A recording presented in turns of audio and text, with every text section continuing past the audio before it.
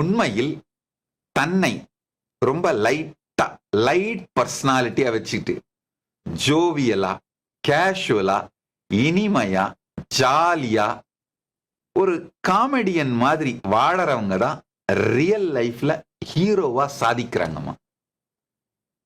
தன்னை ஹீரோன்னு தானே நினைச்சுக்கிட்டு இறுக்கமா கான்ஸ்டிபேட்டட் மூஞ்ச வச்சுட்டு தன்னை ஹீரோன்னு ஏதோ ஒரு பெரிய பெடர்ஸ்ல தன்னைத்தானே வச்சுக்கிட்டு அந்த ஈகோவோடையே இயங்குறவங்க நிஜ லைஃப்ல காமெடியன் மாதிரி தான் இருப்பாங்க.